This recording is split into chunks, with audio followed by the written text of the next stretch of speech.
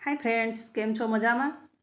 તો આ વિડીયો છે ને પૂરો જોજો, કારણ કે સ્પેશિયલ તમારા માટે આ રેસીપી લાવી છું અને આ રેસીપી બાય ફ્રેશ ફિશ છે. જો પૂરો વિડીયો જોશો ને, પૂરો ફોલો કરશો ને, તો તમારી પણ રેસીપી આ જ રીતે બનશે. તો ચાલો ચાલુ કરીએ.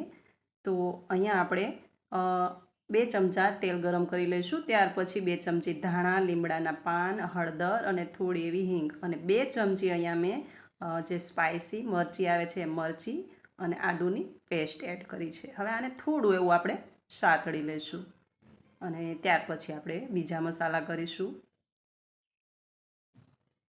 હવે 2 ઓનિયનને આ રીતે રફલી મેં ચોપ કરી લીધેલા છે અને હવે એને એડ કરી દઈશું અને એને પણ થોડું આપણે સાતળી લઈશું, મતલબ આખા ભાગું આને સાતળવાનું છે. અને ત્યાર પછી આપણે આમાં બીજા મસાલા કરીશું. તો વિડીયો અંત સુધી જોજો. અને હવે છે ને આ ટાઈમ પર તમે અહીંયા તમારા હિસાબે કોઈ પણ મસાલા એડ કરી શકો. મેં અહીંયા ધાણા જીરું એડ કર્યું છે, 1 ચમચી ભરીને ધાણા જીરું છે અને 1 ચમચી ભરીને આપણે જે કાશ્મીરી રેડ ચીલી પાવડર આવે છે એ એડ કર્યો છે. ત્યાર પછી પાછું આપણે થોડું એને શેકી લઈશું અને પછી આપણે થોડા બીજા મસાલા આની અંદર એડ કરીશું. હવે છે ને આમાં પહેલેથી જ મેં 4 મોટા નંગ બાટેટાના બાફીને રાખ્યા છે. એને આપણે હાથ વડે આમાં હાથથી પ્રેસ કરી અને આ મસાલાની અંદર એડ કરી દઈશું અને બરાબર આને શેકી લઈશું. અને ત્યાર પછી આપણે બીજા મસાલા પણ કરીશું. જો એક વખત પૂરો વિડીયો જોઈને પૂરી રેસીપી ફોલો કરી અને જો આ રેસીપી બનાવી લેશો ને, તો પકોડા છે, પાઉંવડા છે, બટેકાવડા છે, એકદમ સ્કીપ કરી દેશો અને આ જ રેસીપી બનાવશો. હવે અહીંયા મેં છે ને 1 ચમચી ભરીને આમચૂર પાવડર એડ કર્યો છે અને ત્યાર પછી થોડું એવું નમક એડ કર્યું છે સ્વાદ પ્રમાણે, કારણ કે આમાં આપણે આમચૂર પાવડર પણ એડ કર્યો છે ને. ત્યાર પછી આપણે નાખીશું ગરમ મસાલો. તો ગરમ મસાલો પણ અહીંયા 1 ચમચી ભરીને આપણે એડ કરી દઈશું અને બરાબર આ બધા મસાલાને એકદમ શેકી લઈશું. હવે ગરમ મસાલો એડ કર્યા પછી આપણે ઉપરથી એકદમ લીલા ફ્રેશ ધાણા એડ કરી દઈશું અને મસાલો એકદમ સરસ બરાબર રીતે શેકી લઈશું. હવે જો મેં તો અહીંયા આટલા જ મસાલા એડ કર્યા છે. તમે જો તમારી રીતે કોઈ પણ અલગ એક્સ્ટ્રા જો ડ્રાય મસાલો આની અંદર એડ કરવા માંગતા હોય તો આ ટાઈમ પર કરી શકો છો. મતલબ મસાલો પૂરો શેકી લેવાનો છે ને ત્યાર પછી આપણે અહીંયા 1 ગ્લાસ છાશ લઈ લઈશું. છાશમાં આપણે બેસન મતલબ 3 ચમચી બેસન એડ કરી દઈશું. થોડું એવું નમક એડ કરી વિસ્કરની મદદથી આપણે એકદમ આને ફેટી લઈશું.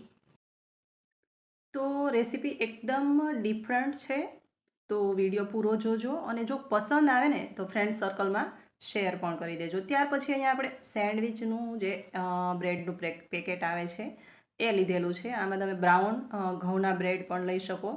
મેં અહીંયા આ બ્રેડ લીધેલા છે. હવે આ બ્રેડની સ્લાઇસ આપણે આ રીતે છાશનું જે પાણી બનાવ્યું, આપણે જે બેટર બનાવ્યું મતલબ બેસન ને છાશનું, એમાં એકદમ ફટાફટ ડીપ કરીને આ બ્રેડને આપણે બહાર કાઢી લઈશું. મતલબ 1 સેકન્ડમાં ડીપ કરીને બહાર કાઢી લેવાનું છે ને ત્યાર પછી એને હાથથી થોડું પ્રેસ કરી દેવાનું છે. પ્રેસ કરી થોડી છાશ નિતારી ત્યાર પછી આ મસાલો આની અંદર ભરી અને 4 બાજુથી આપણે આને પેક કરવાનું છે. એટલે એકદમ કઈ રીતે કે આપણે અડદિયા બનાવીએ ને એ શેપમાં આને આપણે બનાવી લેવાનું છે. તો જોઈ શકો છો હું આ રીતે આને બનાવી રહી છું. જો હવે આ રીતે આ તૈયાર થશે.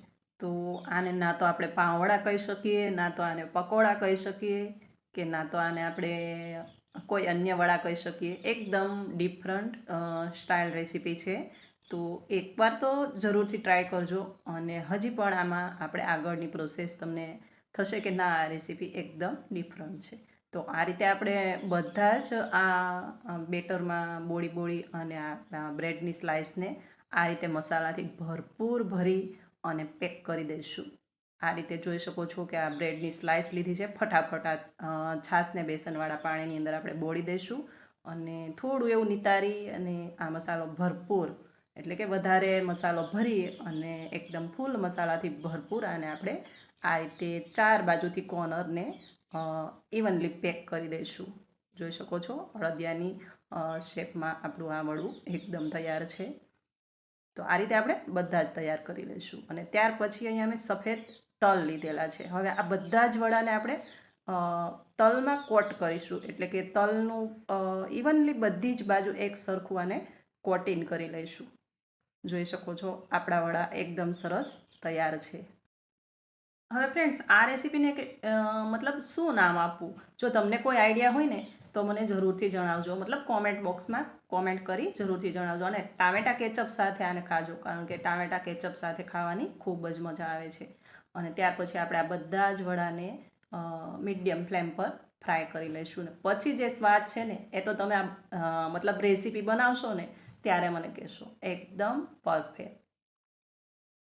તો જોઈ શકો છો આ રીતે ધીમે ધીમે આને આપણે બધા જ વડાને ફ્રાય કરી લઈશું. અને આમાં જે તલનો એકદમ ક્રન્ચી જે ટેસ્ટ મળે છે ને એકદમ લાજવાબ.